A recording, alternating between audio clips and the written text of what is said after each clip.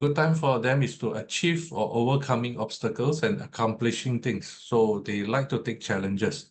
Rates are people who are, most people say it about them as he make things happen or she get things done. So they're high energy people, and they're able to focus and intently and very task oriented. So if you give them a task, right, they will not say, oh, I do it tomorrow, I do it the day after. They will immediately work on the task. So the task also reflects on the level of patience. Rate behavior traits tend to be less patient than the others behavior traits. So they're very bottom line driven. So when you have a conversation with them, and then if you tell them a lot of details, give them a lot of information, they will ask for bottom line. So bottom line can or cannot be done, or if the investment that you're proposing to them, so they will say, wait, does it make money or does it not make money? If it doesn't make money, no need to tell them. So that's the thing about bottom line. So they want to know bottom line. They tend to use powerful words, quick in their speech, and because of that can be blunt, just like Simon Cowell during the reality show, right? So someone who's not talented, so he will ask the question, do you have a day job? And then the person say yes, and then he will say, keep your day job. So because of the way he say it, right, so people will probably perceive it as blunt. The thing is, like, my question to you, are they evil? So the answer is they're actually not evil. It's just that the way they talk, very direct, too straight, and then to the point that people perceive them as blunt. Actually, they don't have a sense of evil in them. It's just that the way they communicate maybe sounds aggressive and then driven. So that's why people perceive them as differently. So they speak when necessary and seems authoritative, and then they will interrupt when the things don't go their way. Just like Simon Cowell will interrupt any performance if they find it too something like, you find it they cannot too impatient for him to wait. So there's a question in the chat box asks whether it's possible to have all 4 behavior traits, perhaps to be applied, or this depending on situations. Yes, we have all 4 behavior traits in us because the brain is there, and then the whole brain is there. It's just that one part of the brain influences us the most, whether at the home or at the workplace. So because at the workplace, people tend to have a secondary behavior traits because they spend 8 hours or more at the workplace, and then because of that, they tend to adjust their behavior traits according to the job descriptions, the behavior traits that requested for in order to perform that job. So, for example, if you're a very people person, very friendly person at home, and then at the workplace you are enforcement officer, right? You're supposed to catch murderers or catch a thief.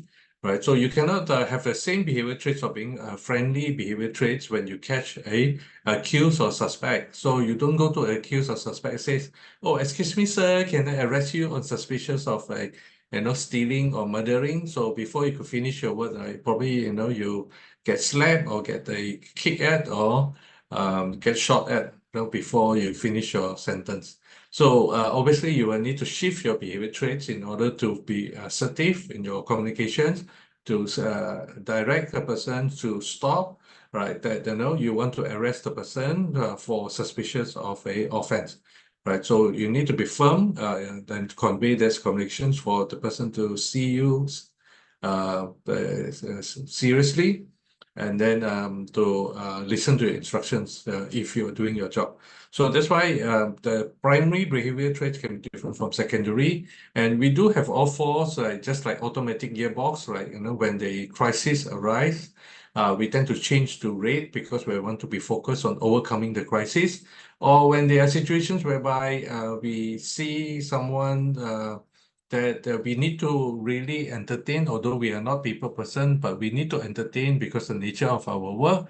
So our green behavior traits will tend to show up to serve its purpose before we go back to our natural secondary behavior traits when we are at the workplace. So the answer to your question is yes, we have all 4 behavior traits in us, and then it will shift and change accordingly, automatically, unconsciously, just like an automatic gearbox. So that's a very interesting thing about our brain, how it works. So I hope that answer your questions. Right. If you have any questions, feel free to ask. All right. Okay, you're most welcome. All right. So the rest of you, if you have any questions, feel free to ask. Right. So otherwise, right, please identify which behavior traits do you think you are and key into the chat box. Right. Key into chat box. If you are red, key in red. If you are green or blue or gold, key in the chat box. Let me see which behavior traits do you think you are. So if you're all able to identify your behavior traits, right, we will have some interesting activities for you. So usually what we do is like we put you into an exercise and activities for you to see how the different behavior traits actually perform in this exercise. Okay, so some people says they have combinations. So combination possible because like the primary behavior traits and secondary behavior traits also possible because like at work, right, you tend to need one of the behavioral traits more than the others. So, so how to narrow down your secondary behavior traits at the workplace is to look into which one is higher. For example, if you have a green and blue combinations, so we need to narrow down whether green is more than blue or the other way. Same goes if you have red and gold, which one actually shows up more than the others at the workplace. So that gives you a more accurate descriptions of your behavior trait, main behavior traits when you're at work.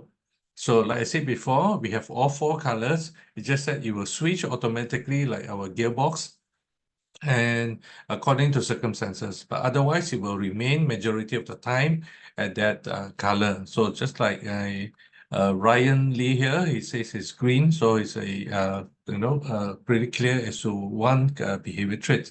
The rest of you have been sharing about 2 different behavior traits.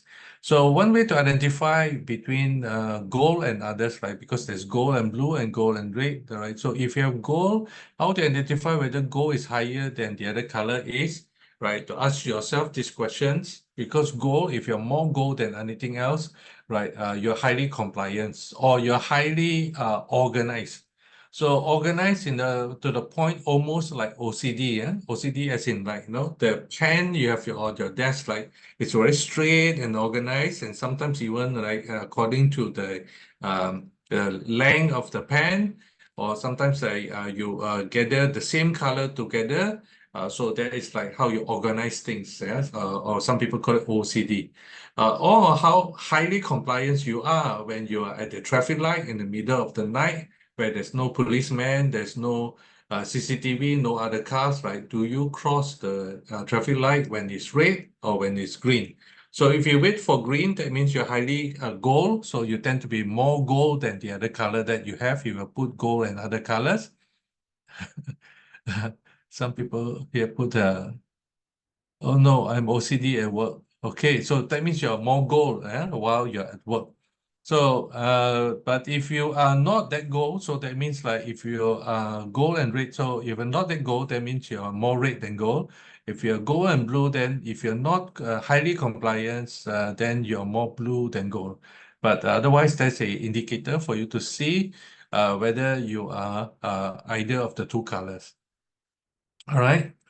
So for green and blue, is they both also people person, but the green is like more towards everybody, blue more towards inner circle. So what does it mean? Any people you do not know, right? You tend not to be friendly or talk to them. You tend to be more reserved. But if you are green, you tend to talk to anybody. Anybody, whether you know or do not know, you are friendly, and then you can talk to people. So everywhere you go, you tend to go together, like they say, and then you like to have companies, and then you like to entertain. Blue more reserved, but if you ask them for help, right, if you know them, they're in your inner circle, right, they will do everything to help you. So they're very supportive team player. So that's why Michael Schumacher is blue, because it's a team sport in F1. Right, you need to work together with all the different mechanics for your team tasks in order to be successful. So that's why there's a difference between blue and green. So in order for you to know which one you are, so you get to assess whether you are more interactive with everyone, or you just like, to your colleagues or your family members or your friends only. So that's how you see yourself. All right. So I've seen now some people say they are blue, some people say they are red.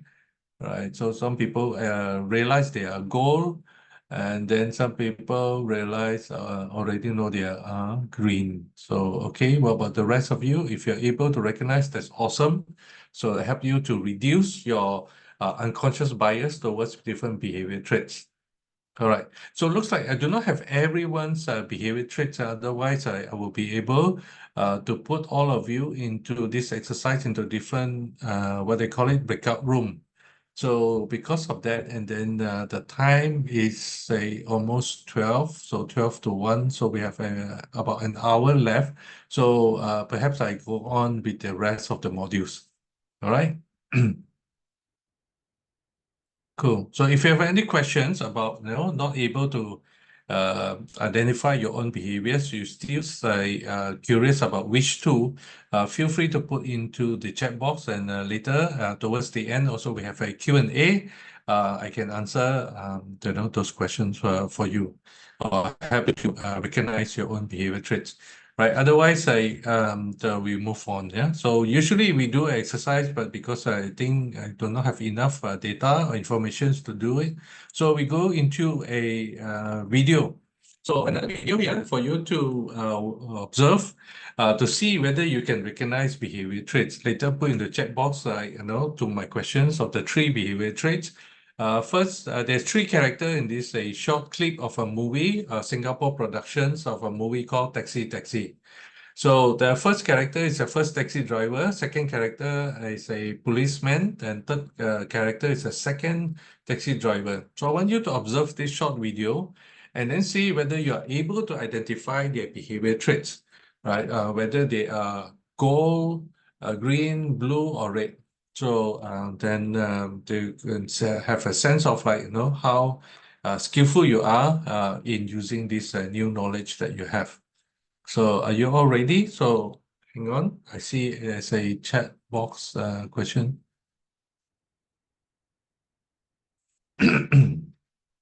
So the question is, if we are able to understand our behavior traits, how do we work well with other traits? Because we are not comfortable with their traits. Not so much of not comfortable with each other traits, more like we do not understand or aware of their traits. So if you do not aware or understand about the traits, usually we label them as difficult. But actually, are they really difficult? The answer is that they're not difficult because they are different.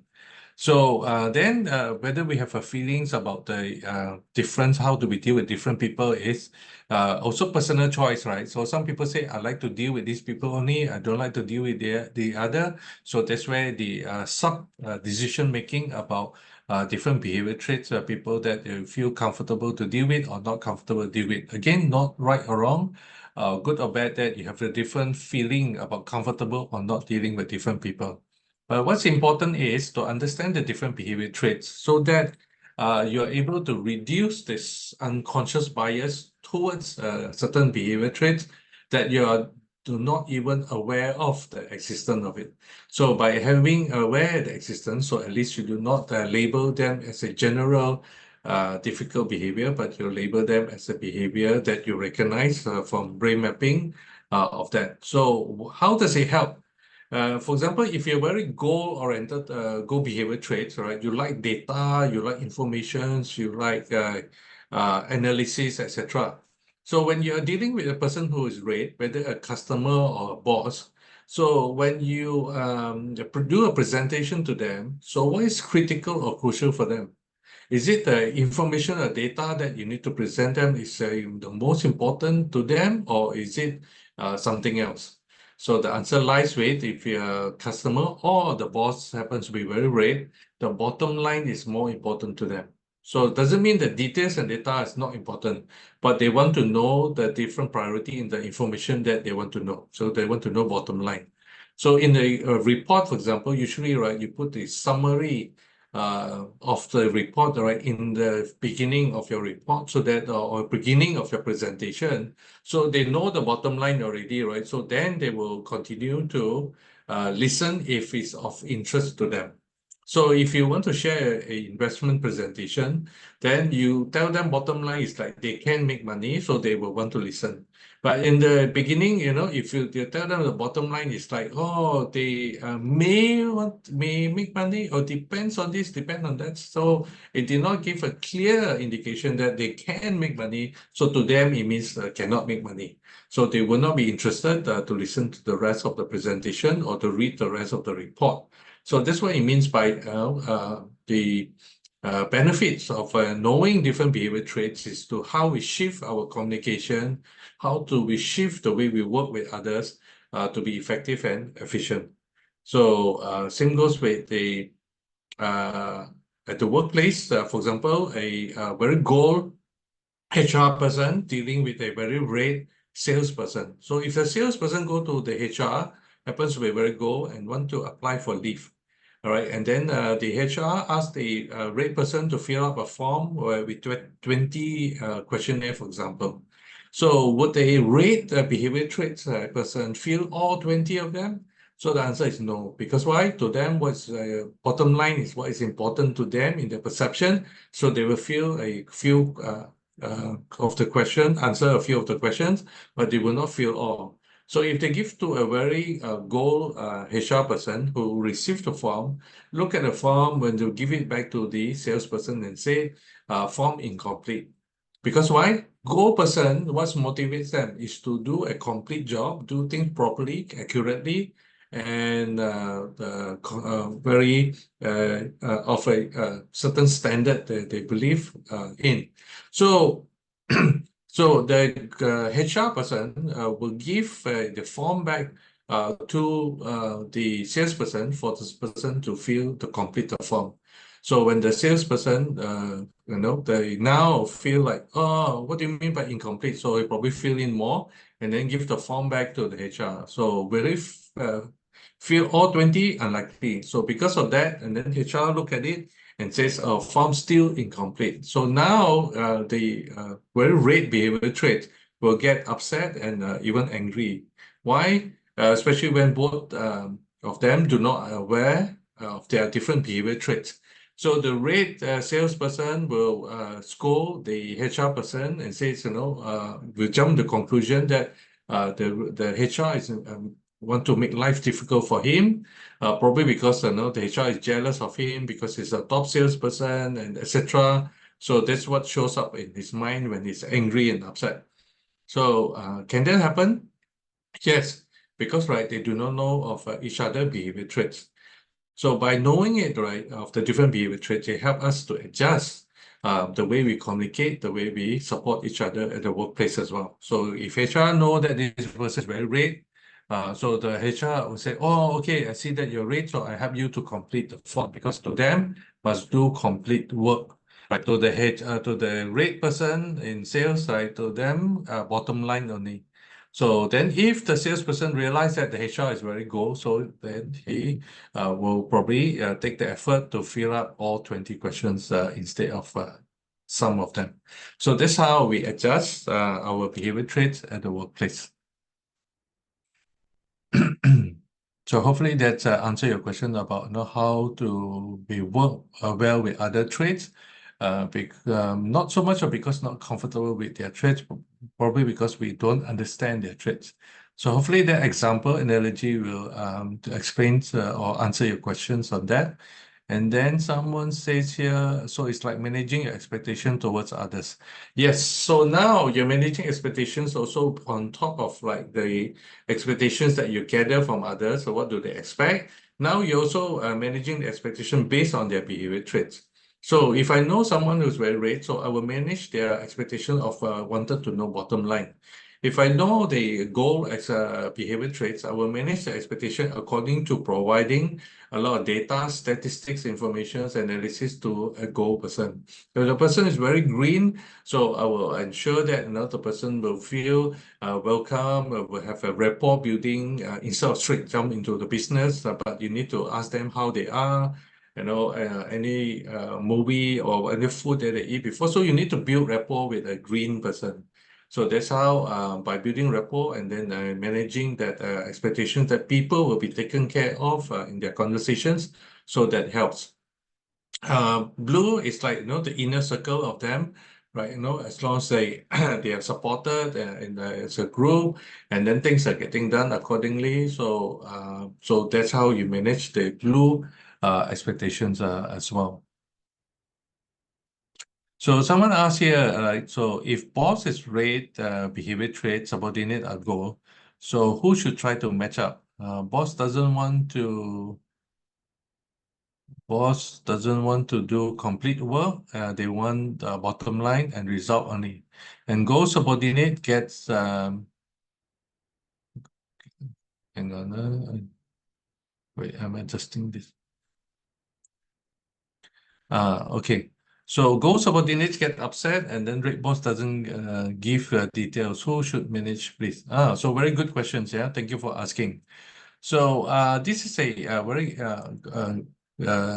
accurate example of where if both parties do not understand each other behavior traits. So boss behavior as refers to here, the very red, very bottom line. Bottom line is like I want to get result, I want to get result, right? So they are not into details. So subordinate goal behavior traits are very detail oriented. So how do they manage each other, right? So it's about first awareness, right? So awareness in the sense that the boss is aware of the subordinate behavior traits and subordinate aware of the boss behavior traits. So if boss is not aware, there's such thing as behavior traits, so they could share with each other about the existence of these behavior traits. Number one, awareness is important. Number two, through the awareness, right, they now get to know that there are such thing as the different behavior traits plus their own behavior traits. So that's where they could take the initiative to adjust their behavior traits in terms of adjusting their communication with each other. And also it's highlighted earlier by one of the participants here about managing expectation as well. So through understanding of different behavior traits, you can manage their expectations more accurately. That helps to reduce miscommunication and also reduce any stress plus any unhappiness arising from the clash of different opinion due to different behavior traits.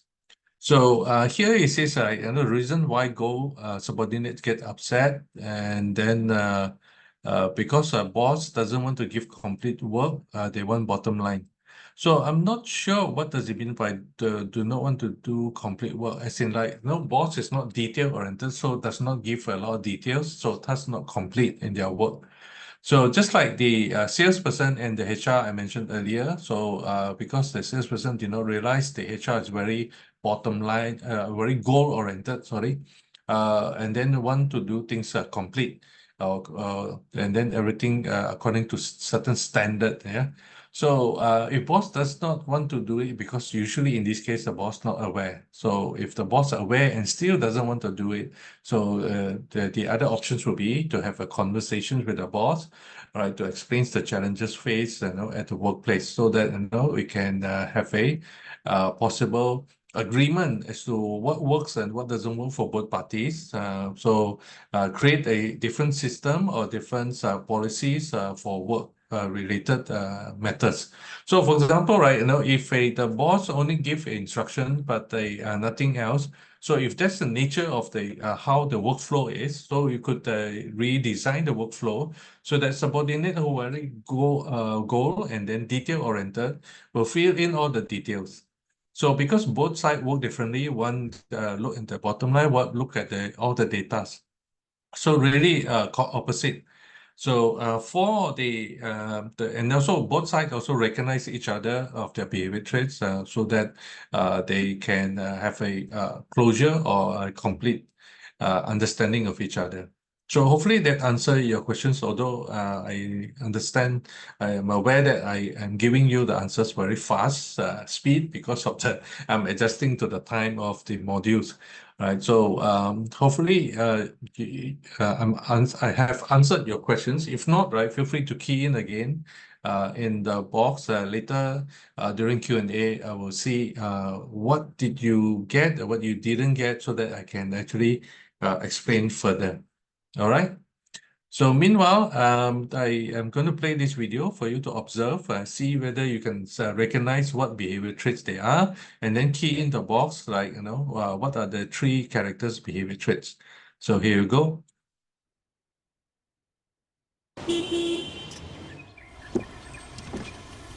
Sir, give chance, sir. Please switch off your engine, sir. Okay. Please give me your driver's license, sir. Give chance, Good afternoon, sir. Do you know how dangerous it is to do an illegal U-turn? Have you thought about how sad your family will be if you get involved in an accident? Furthermore, as a professional driver, you have to be more responsible. Even if you don't care about yourself, you have to think about the other cars on the road. What if you are involved in an accident with other cars on the road? Even if you are okay, what if other people are hurt? Furthermore, you have to think about the family members and how sad they are because their family members are hurt. And furthermore, these family members have friends. And you think about how these friends are so sad that their friends' family members are hurt. And these friends will also have family. And you gotta think about how sad their family members will be that their friends' family members are hurt. Sir, 你讲的我全部都很清楚，你也讲得很详细，你可以不要抄我的牌吗？不可以。I am a police officer. Sign on one, not NS. I saw you violate the rules, so I have to summon you. If I don't summon you, I am violating the rules. OK， 是，你要上班是吗？哎，多龙，看紧了不？你上班了，上班我，多龙，上班我，快一点，手脚快一点 ，please 啊 ，please。Saying summon me faster. 写快一点啊 ，please 啊。Write faster, please. Thank you very much, sir. Oh, thank you. Your license. Yes. Have a nice day, sir. OK。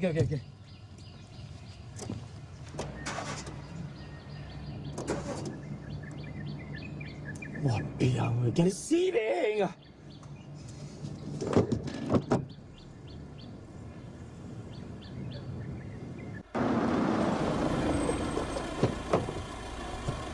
堂哥，头人前面右灯比较快，赶来了，赶时间了，叫你右灯你就右灯了。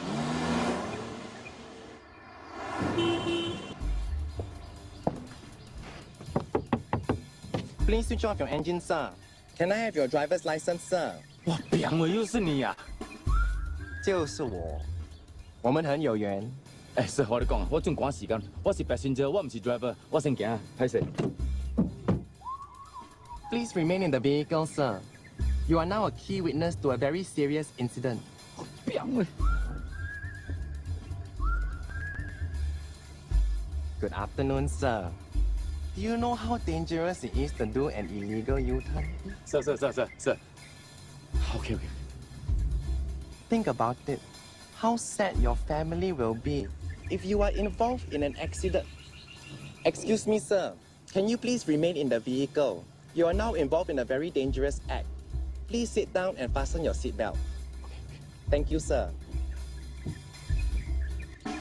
Furthermore, as a professional driver, you have to be more responsible. So 我真係趕時間，你使較緊無？講較緊就唔會使無。Excuse me, sir. Can you please let me finish? Where was I? Good afternoon, sir. Do you know how dangerous it is to do an illegal U-turn? Okay, so that's example of like the three characters of the different behavior traits.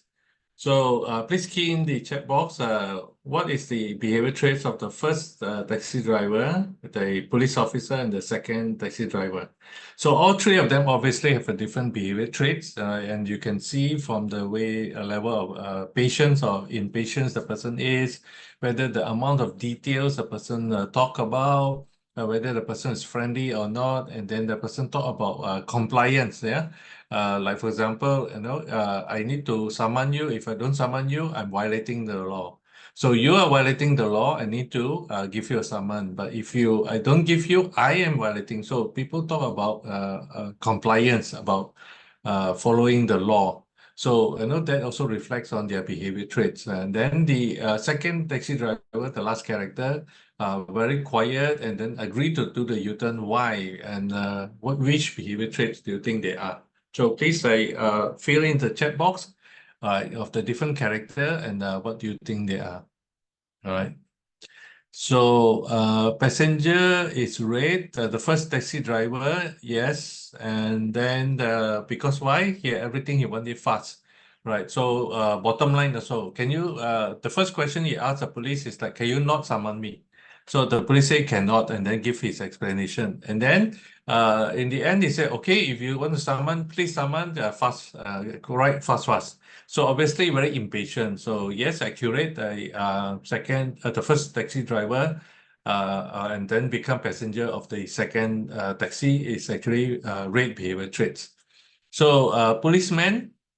Some people say different colors. Some people say gold. Some people say blue. Actually, the policeman is actually more of a gold behavior traits because why? They talk about compliance. They talk about, although he's very friendly, he talk about safety aspect, but he also highlight a lot about the importance of the safety. So there's a lot of data information. Plus, they talk about compliance. So thus, like gold is highly reflected on the policeman. And then when the person want to climb out from the car, and the police also insist the person stay in the car because of safety, etc. So also indicates about the goal behavior traits.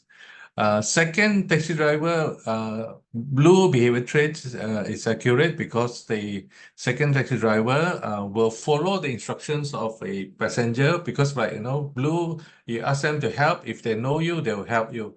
Right, so they tend to be team player, very supportive. But if they do not know you, it asks you to help, they would not. So they're different from green. Green, anybody also they talk to. Blue, only the person they relate to. Right, so thus and then doesn't say much. So thus the second taxi driver is accurate. Blue behavior traits. All right, well done. So thank you for your answers. Hopefully that you learned something from this video as well. Right, so that's towards the end of the module. If you learn something, you can write down, in your own notes, right? What you learn, what's your aha moment, and then anything that action plan that you need to write. So feel free to write. So otherwise, now we move on to the next module, which is professionalism at the workplace. So we have about less than 50 minutes to finish this. So great, we still have time. So on professionalism at the workplace, in terms of like how you apply your awareness and understanding about unconscious bias, right? The main things to do is about expectations. So just like in the beginning, when I did a managing expectation exercise with you, I managing your expectations by first find out what's your expectations. Right, and then by finding out your expectations, and then I explain to you what are the possible outcome from the expectations that you have. Right, for example, the last one when I say if someone have expectations of learn how to fly a helicopter, so that's not something in the module, so that's something that we would not be expecting.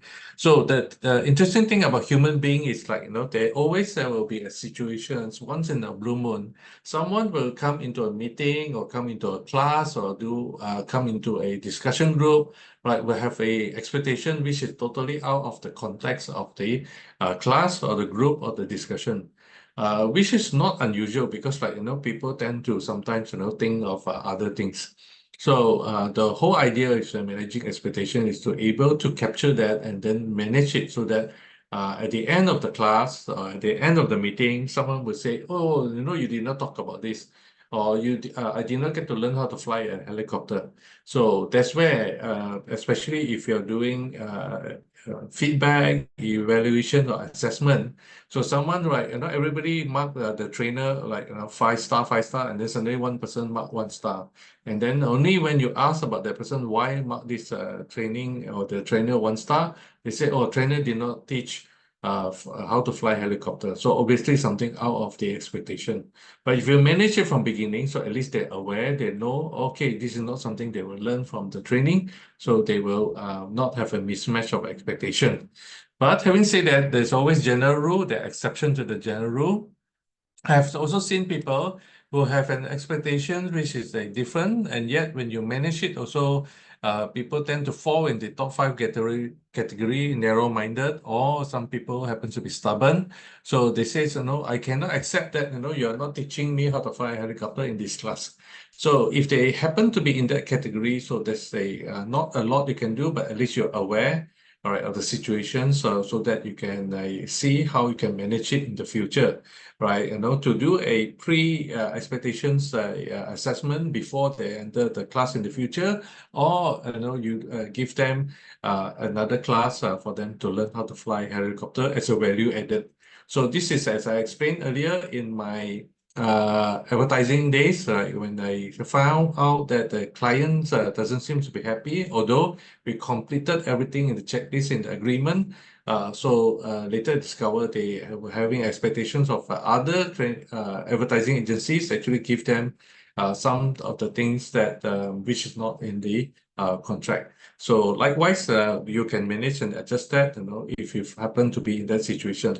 So to be able to deal with unconscious bias, managing expectation is one exercise you can do, but this only limited to a conscious expectation. So unconscious usually not all of them are being captured. So you could look into other approach. So other approach is like to understand what is a fair, objective, impartial, free of bias of all types.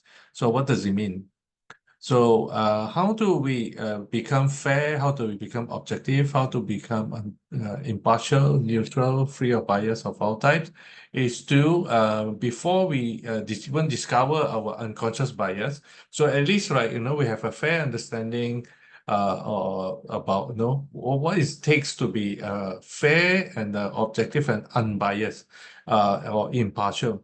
So by having a conscious awareness about, to make a stand or committed ourselves to be someone who is fair, so we will be more conscious or more ready to deal with anything that comes up, from the subconsciousness, suddenly that pop and says, "Hey, this is something that you're biased about." So without you realizing from subconscious now become conscious, because how subconscious come to consciousness, right? At times it's because people notice it and inform us.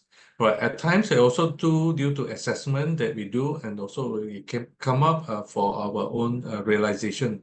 So there are a few ways that our subconscious biasness can actually arise due to that various way to discover it. So for example, just like our subconscious bias is like something hidden in ourself, like a what they call blind spot. So just like when we drive a car, so we can see the rear view mirror, we can see the side mirror. So there's one part, right, both the mirrors cannot see, so it's called blind spot. So for ourselves also, we have blind spot that we are not aware of until someone tells us about it. So a good example of that would be, right, you did not realize that you are someone who is very humorous, right, because you see yourself as someone serious. Yeah, and then suddenly, so a few of your friends start to tell you, "Hey, you are someone." Sorry, so if there's a sound interruption. So if someone tells you that, "Hey, do you know that you're very humorous, you're very funny?" But to you, you do not realize that you don't see yourself as someone funny, but someone tell you, or a few of your friends start to tell you that, "Hey, do you know that you're very humorous?" So you said, no, I didn't know. But now since a few of you, have been talking about it, so maybe, I now could realize or could see that, I can be funny. All right, so this example of like how sometimes our blind spot is revealed to us through feedback from people around us. Right, so that they help us to have a realization, and then back to the slides here, it says, right, by being fair, objective, and impartial consciously, so it gives us a possibility and opportunity to be that. And then second point is about honest and ethical. So by take on being honest and take on being ethical, also help us to be less biased. Because our main principles of philosophy will keep us in tow as to when our unconscious bias arise from our consciousness, and also keep personal opinion out of work, and plus processes and decision-making process, right? So all these, right, if you put in place and then put into conscious level, so we will help us to be less biased when our unconscious bias arise. So there's more to how unconscious bias arise later. I will highlight it more. So next is about free of a conflict of interest. So most people, when they have a conflict interest, either they are in the conscious level or subconscious level. So conscious level, if you realize you have a conflict of interest, you will not put yourself in that situation unless you have a negative intentions, or you have intentions to betray that conflict of interest, and then you will consciously use that, for your benefit or your advantage, because conflict of interest usually put you in the positions of advantage that whether financially or otherwise, right, allow you to make certain decision or action that benefit yourself or people around you. So the policy of a conflict of interest, or avoiding conflict of interest, is not to put yourself in that sort of situation, so that you will not compromise your position. So thus the honest and ethical philosophy and principles that you hold on to will support you on that, right? And also to avoid direct involvement. Don't get involved in something that you're not sure whether particular activities possess a conflict of interest or not. So there's a example of, like, if there's a conflict of interest, ideally not to be part of it. But if you are part of it, right, so make it clear and let everybody know aware of it. So the other options could be take actions to reduce the risk by telling others. So see whether they allow you to make decisions if they find you to be unbiased or impartial. So the other option is to disclose information about the situations, as I mentioned earlier, and then ethical standard is to follow any SOP about how to not to be perceived as a conflict of interest. So conflict of interest is a form of bias for situations that put us in the workplace that can affect at the work, and especially in terms of decision-making process. So that is what it meant to be free of conflict of interest. So another approach to be professional at the workplace is to apply critical thinking and problem-solving techniques and tools. Here is where you have the ability to use knowledge, facts, and data to effectively solve problems. So example, a plumber evaluates the materials that would be best suits a particular job. Or an attorney reviews evidence and devises the strategy to win a case, or to decide whether to settle out of court. So tools means like brainstorming tools, concept of like mapping or mind mapping, dynamics and temporal thinking, using of graph, relationship over time, etc. So those are example of tools you can use for brainstorming. Back to the I see someone mentioned in the chat box, declare interest. So back to the earlier points about conflict interest, is like one approach also to declare your interest so that people are aware of that. So usually if the management see you as someone trustworthy, someone who can make decisions without being impartial, means you're a very partial person, very fair person. So there are management that say will agree for allow you to make decisions. So it happens, yeah. So it's not automatically if there's a situation of conflict interest, you need to avoid the scenario altogether. All right. So that's about the earlier slide on conflict of interest. So any questions, feel free to ask and put in. So critical thinking about problem solving. So these are examples. Some of it use different tools, right? To analyze the situations and also to look for a possible solutions. Next, interesting tools or approach to look into problem or crisis situations or being professional at the workplace. For a lot of lawyers, they apply what they call devil advocates approach, right? So this one, devil advocates of Bangsa, because a friend of mine who like practicing firm in Bangsa, so they have some approach how they support or provide a best service for their clients in legal services. To every time they will rehearse and practice to put themselves in the opposite party before they go to trial. So the using the devil's advocates methodology, so they were able to find the possible approach to best to look into the different opinion and different scenario, whether it's within the preamble of the law during the court trial. So a person who expressed a contentious opinion in order to provoke debates or test the strength of an opposing argument. Right. So the picture I use here is because, like, there's actually a movie called Devil's Advocate. Although not strictly they talk about devil advocates practice here, but it's like to make it interesting. It's about the Keanu Reeves and Al Pacino. Al Pacino in this character is actual devil, and then Keanu Reeves is the lawyer advocate. So for the devils in this Hollywood movie. So to make it interesting, so that is the existence of a movie called that. So back to here about being professional is like being able to do more to assess or analyze the situations, application of different tools. Yeah, so that's what it means. Yeah, professionalism at workplace. So any questions, feel free to put into the chat box. Right, so because we're at the end of this module, so we are going to the last modules before we end today's sessions. Right, so last module is about reducing bias in the workplace. How do you do that? When you do not even know that you have a unconscious bias. So that's interesting, right? So combating unconscious bias is that not everyone has biases, especially not me. So is it true? So if someone says they don't have bias, actually they may not understand truly how the brain works, or they may not realize that they understand about how the people behave, and also sometimes they do not want to acknowledge they have bias, so they could be in denial.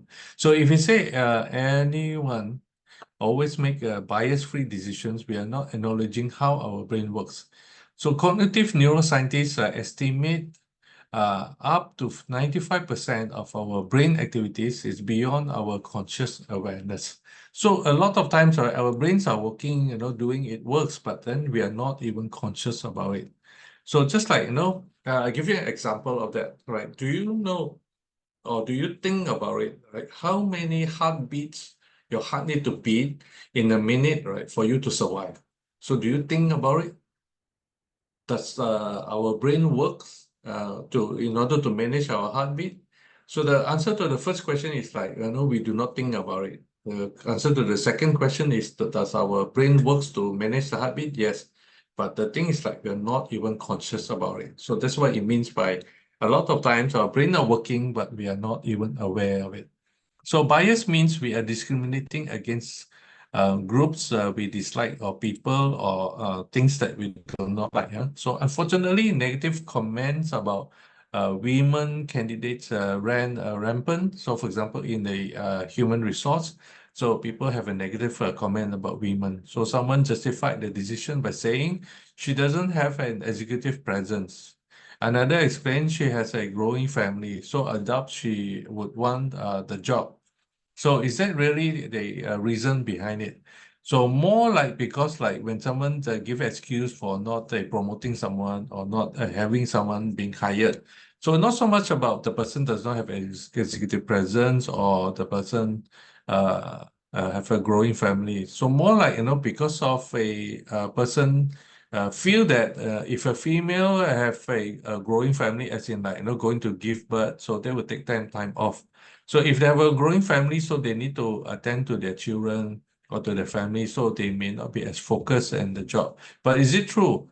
So the reality is like, it's usually not true, because like people tend to use that as a justification not to hire women or not to promote women to the higher position.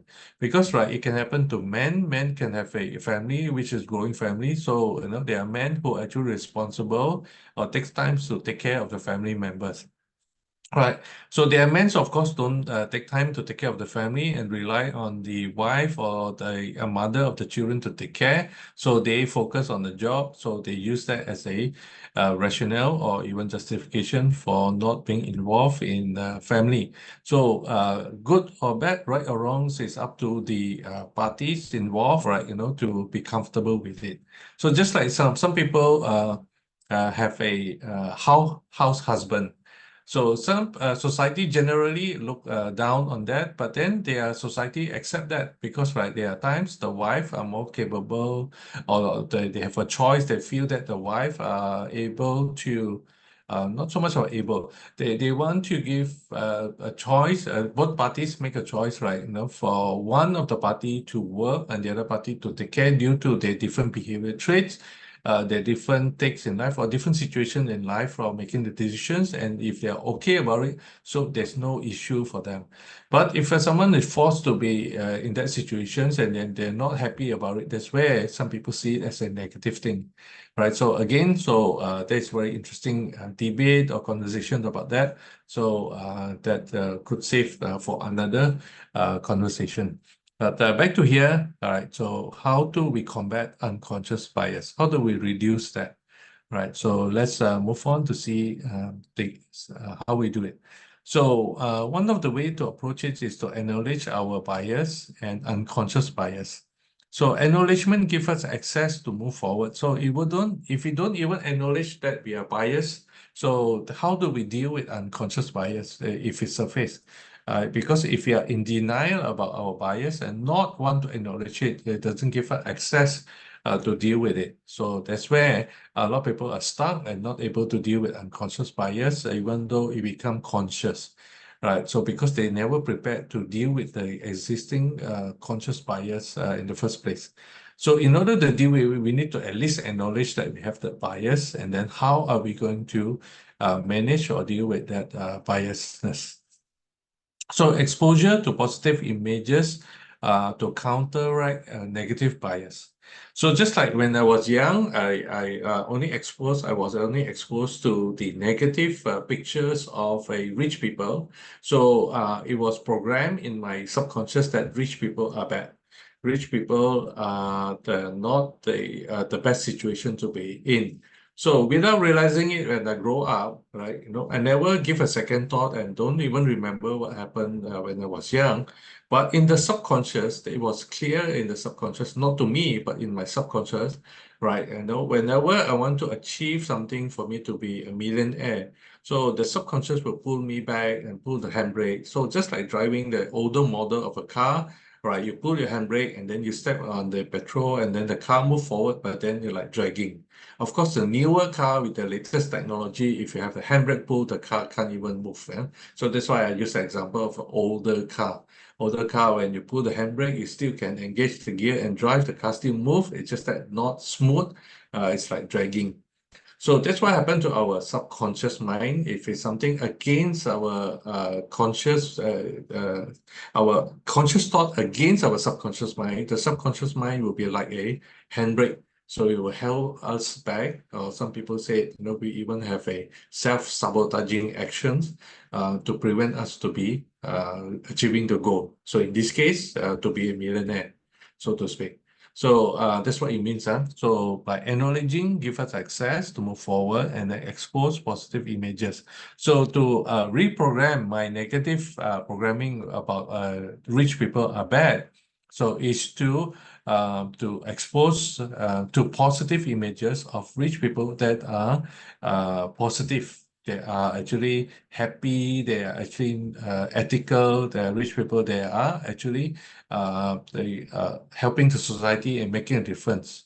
So by exposure, so we can help us to reprogram our subconscious mind. If we arise or if our conscious mind, we realize that that is our perception, we can actually change it. So as unconscious bias is unconscious, there's something I can do about it. So of course, training ourselves to improve our ability to distinguish between phases of individuals in others racial groups. So for example, in the racial bias, so we can have learn to differentiate a person, whether the person is someone who is ethical or not ethical, by distinguishing their competency and their capability and their behavior, rather than focus on like the race they happen to be in, or the color of the skin that they are, or the religion that they are in. So that means, right, if we just park them into a religion, park them into a race, park them into a skin color, that means we are stereotyping.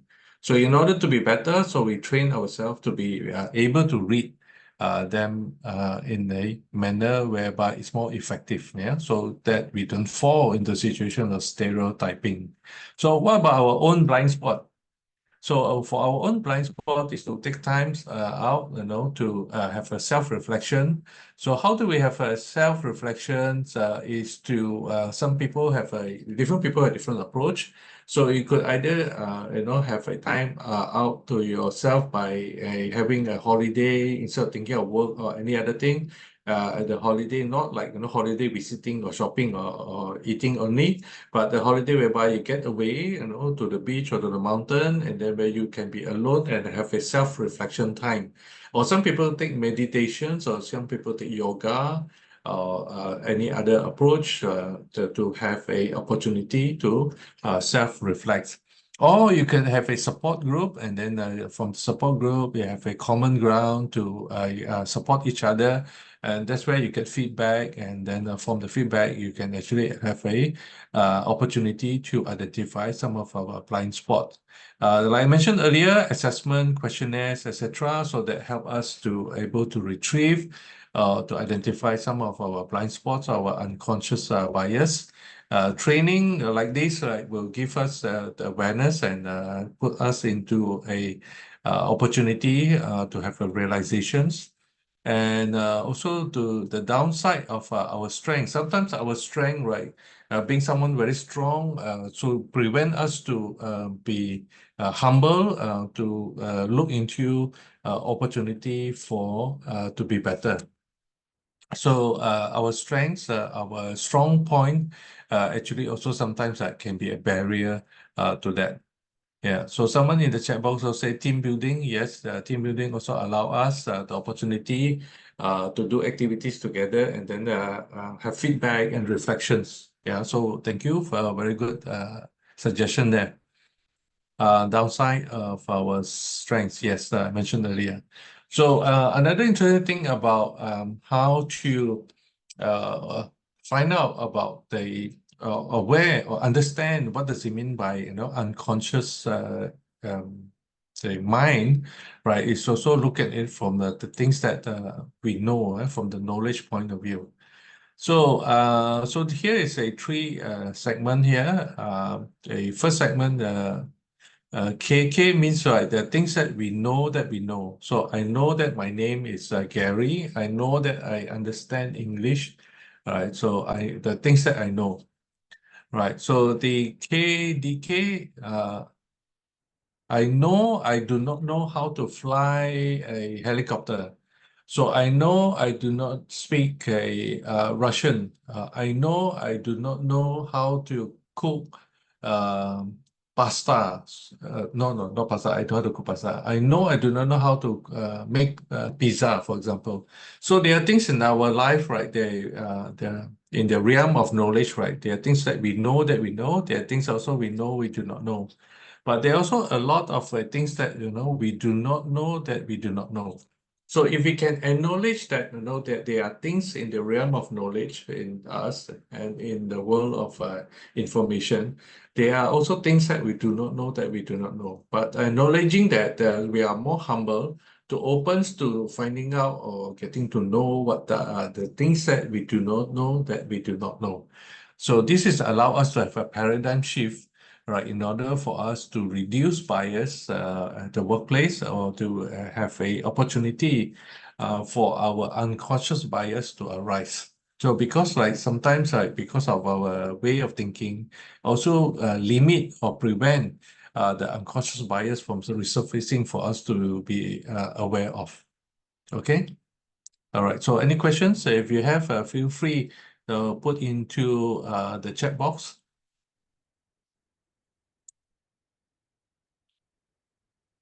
Okay, so another point here about case study on unconscious bias at the workplace, right? Favoritism, fairness, etc. Right, so we tend to have a way of influencing others. So capacity to have effect on the character development or behavior of others or someone. Right, so we can have a capacity to influence others or being influenced by others. So that's how our brain works, yeah? Whether we are aware of it or not. Right, so that's very interesting. So I want you to put into the chat box. Right, so in terms of to realize that some of the unconscious bias, right? Do you have something that you favor? Do you have a certain things that you like and certain things you dislike? So anything at all, it doesn't have to be something very serious. Whether you like nasi lemak or you don't like nasi lemak, you like durian, don't like durian, right? So key in the chat box. What do you like or what you don't like? So let's see, if we can see what are the different things that people like or don't like. So when you key in the chat box later, we see, right, the things that we like, things we don't like, right? So that also can be a form of unconscious bias. Because although we are conscious what we like and we don't like, but we may not be conscious that it's a form of bias. Because if we say, oh, I don't like durian, sometimes when we don't like something, we also encourage other not to like it, or also we detest other from liking it, or we tell our friend off from liking it. So that is example of a bias that we may not be aware of. Although we are aware of the things that we like and don't like, but then we are not aware that it will lead to a situations of unconscious bias. So let's see, what are the things that you like and you don't like. So some of you say you like pad thai but don't like durian. Some say dislike durian and spicy food. Yeah. So when you don't like durian, so depends how you carry it in you. So different people have different behavior traits, yeah, and also different way of dealing with things. So if you don't like durian, you say, oh, you eat durian, oh, very smelly, and then so you discourage other from eating it, or you make fun of other for eating it, or you annoy of others of doing it. So that itself, right, interestingly, is an example of a form of bias. All right. So if the more you criticize others for eating durian, or the more you make fun of others for eating durian, so that itself, right, it's a good example of a unconscious bias that we have, and then we act out that biasness. So it can be, some people don't like pad thai, and then they, make fun of others who eat pad thai. Say, oh, smelly, just like durian smelly. So different people have a different way. So anybody else put in. Someone says, I like eating durian, but don't like durian smell in the elevator or car. Okay. So that's why hotels, a lot of them put signs that do not carry durian into the hotel elevator or into the hotel room, because it's not easy to disperse that fragrance. All right. So I hope you get the point about favoritism, like things that you like and dislike, right? Can be lead to a scenario of an unconscious bias without us realizing it. The way we treat people around us towards things that we like, towards things that we do not like. Okay, all right. So hope that's something of value to you. Okay, so another thing about influence, like so a quick case study example of like how 𝐻𝐺𝑠 actually became successful from some two airlines company to a bigger company with many planes today, right? Because of the influence of the key person behind the company, it's none other than, of course, Tony Fernandez, right? Because of his ability to influence people.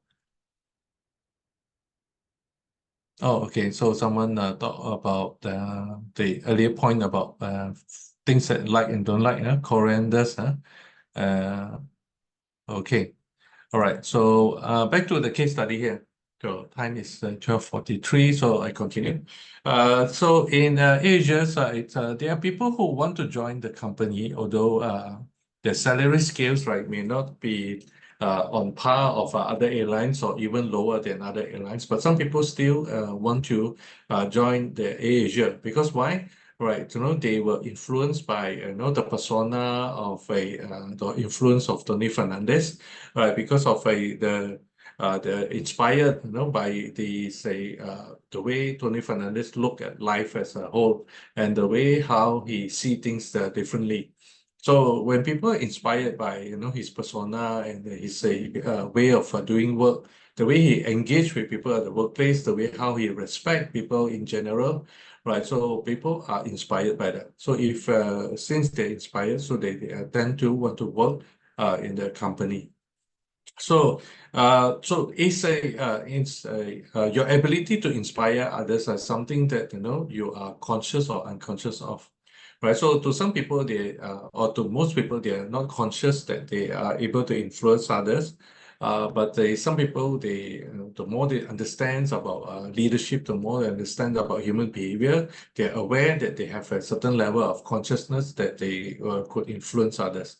So how they make use of their awareness and knowledge, right, also play a part, right, in understanding the workplace bias, or how do you reduce bias at the workplace. So because, right, if you are someone of influence at the workplace, right, and then you keep on sharing positive, or you keep on sharing your principles or a philosophy that works at the workplace and make it a very positive environment, environment whereby people are motivated to do work, right? So that itself, right, could be a form of bias against people who are not motivated, against someone who is lazy, and against people who are not within the line with the corporate culture. So that bias against someone who are not aligned, so it's also a way to show that that they are not wanted or not needed to be in the organization. Otherwise, it will affect the organizations. So sometimes people use that as a way to understand what is unconscious bias all about, and how that bias could affect the organizations. But of course, Tony Fernandez also have many other things that he did, and examples that how he influenced the organizations. Yeah. So in the earlier days, also he organized a lot of activities for the cabin crew, the pilots, and the engineers. To have a cool gatherings or events instead of the normal annual dinner and dance, whether people actually dance at those dinner or not. Some companies' annual dinner is a same things year in, year out. Some people find it very boring, so to the point that people are not excited to attend, right? Except to wait for lucky draw.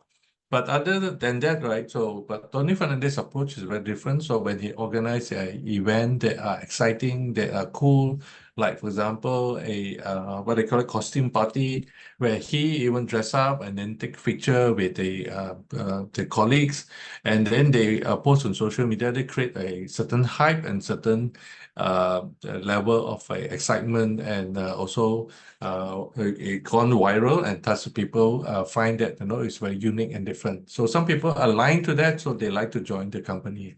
So these are some of the approach or example of how people can influence others. Yeah, so that's an example of that. All right, so that's towards the end of the module. And then any questions? So this is the opportunity to ask questions. We have like a 40, maybe 12 to 12 minutes, 12 to 13 minutes left. So I open up for question and answer.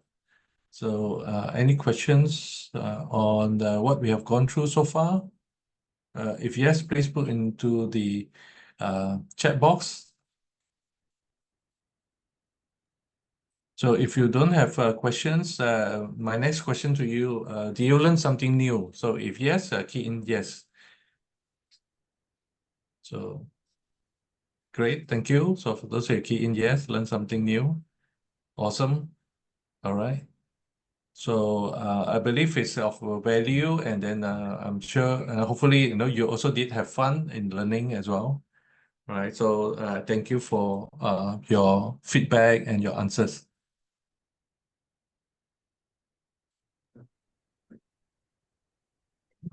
All right. So I'm going to stop here.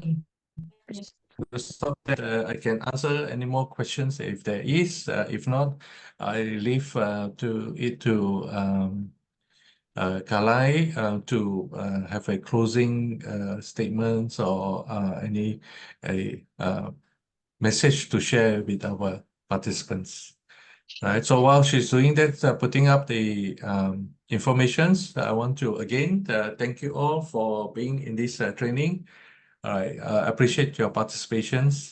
Grateful to be here, and wish you all the best and take care. And bye-bye. So over to you, Kalai. Thank you. Okay, thank you so much, Mr. Garry, for the sharing just now. And we really hope that you all learned something. Yeah. So just another round, just checking if anyone have any question, please type your question in the chat, or you can unmute yourself and ask the question as well. So maybe you can also put in some of the diamond points that you're carrying back today, like from the training that Mr. Garry actually shared. So you can just maybe put in, so it can be very, encouraging for Mr. Garry also, right? Really appreciate that. And okay, while we are doing that, maybe we can ask, we can actually take a group photo before, Yes. yeah, we can take a group photo. Please, may I please request your help to on your video, and then we can take our group photo. Yeah, thank you. Thank you. Pasila, please take the cue. Yeah.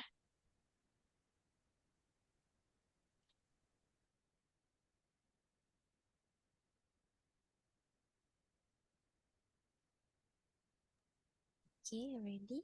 While waiting for on the video, Ryan, Roslinda, if you can switch on your video, great to see handsome and beautiful faces.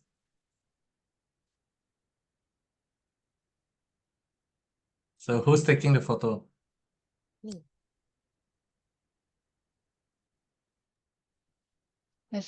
Pasila is taking the photo. May I please check is who else is not owning? Ryan. Okay.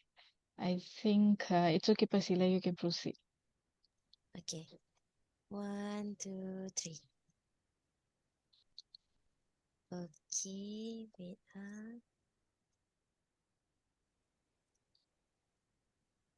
Okay, one more.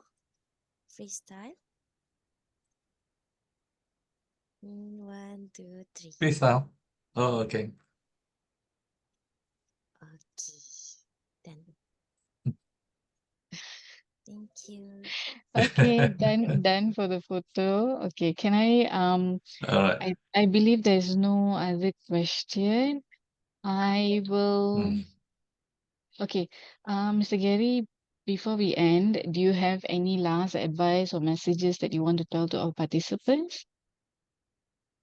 Okay, so for those of you who want to know more about techniques and also have your organizations to have buy-in to understand more about unconscious bias, what is it all about? So you can always say check with the HR or the management, so that they are aware there's such training for them to have the awareness. Otherwise, they remain unconscious about their own bias. So that will help, yeah. So when they engage us, for that training, so they will create a lot more opportunity to resolve any miscommunication, for them to benefit, for understanding of each other through some of these subjects. So that's what I'd like to share with all of you. Okay, thank you. Thank you, Mr. Garry, for your sharing today. So I believe all of us here have gained lots of knowledge from you.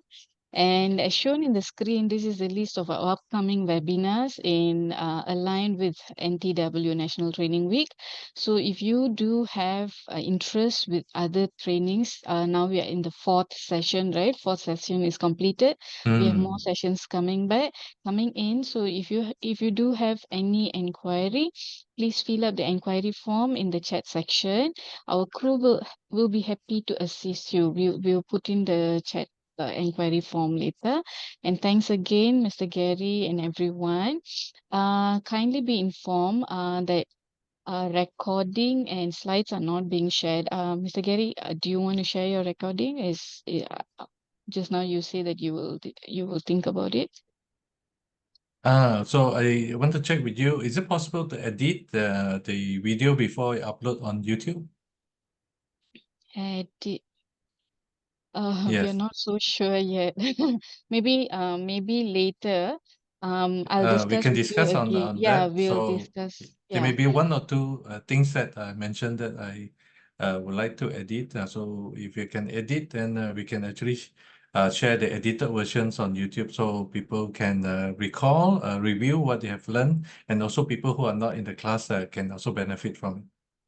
Yes, Ken. Thank you so much. So for time being, no recording and slides are being shared, but we will share some Yeah. photos that we have taken, and recording Yes. if time We permits were to and share, if so we please can. tune in.